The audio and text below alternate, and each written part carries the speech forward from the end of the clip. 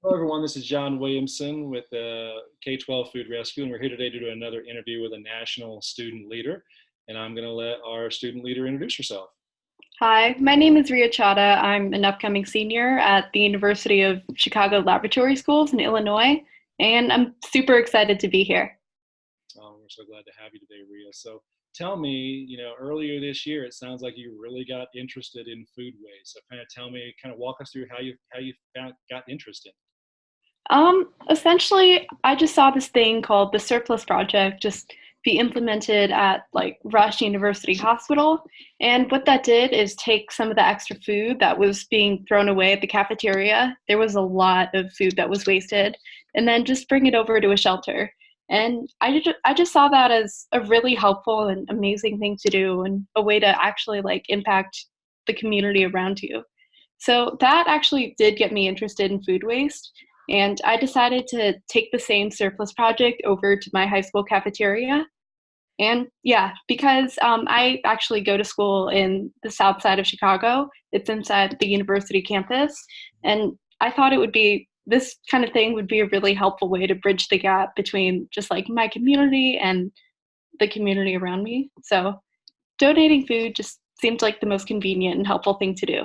So give everyone an idea of just how much food you are able to rescue on a weekly basis as a result of what you transferred over from the hospital into your school.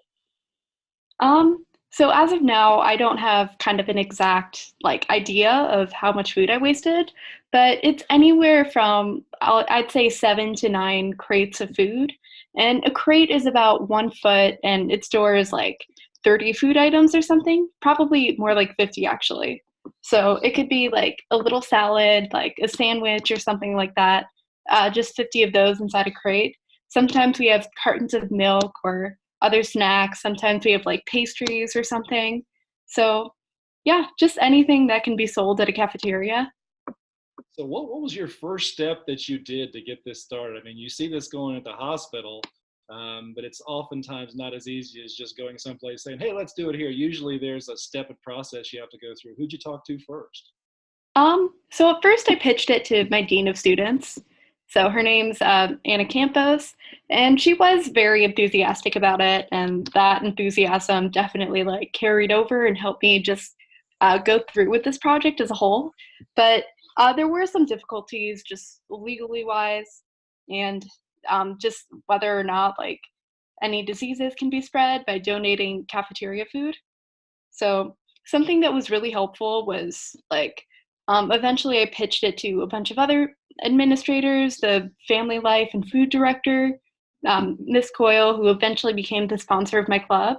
Mm. And I mean, eventually, like things just started happening because we got the cafeteria workers on board. I pitched this whole project to them and prepared a presentation, and they started packaging food. It didn't take them even that much of their day, but there was so much enthusiasm just with my community and with my school and everything.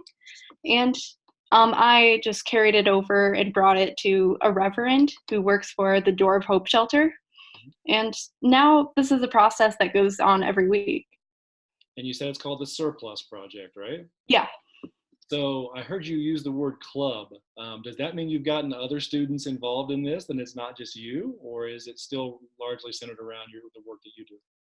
Um, as of now, it's mostly centered around me.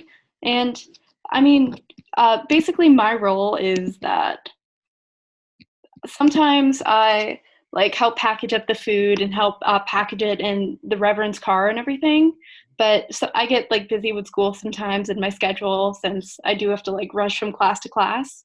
So a lot of times it's already preset and I don't have to do like that much in terms of just bringing food to somebody else's car.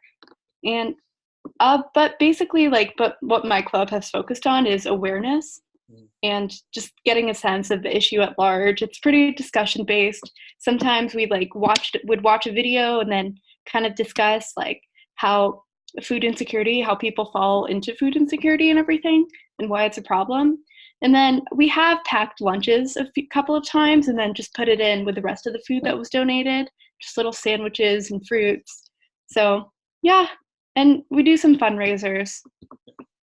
So what does it take to get started with this? Is it just the passion to do it, or is there some other things you feel like you really need to get started if you were advising someone else? All it is just passion and basically a desire to connect with people, connect the dots, and just bridge like the gaps between communities and just do whatever you can to help out locally. So it's definitely that desire and that like, and just some enthusiasm for the project too, like optimism, feeling like you're able to help and wanting to help. Do you feel like this is something that's going to continue on long after you graduate, or and do you feel like there's any steps you need to take to make sure that once you graduate, it's going to continue on? Basically, that's a sustainability question. Yeah, I think there are a few steps that I have to do, but essentially now I think I can make this process kind of ongoing and just even a source of pride and also like a way to connect with other people that I'm impacting.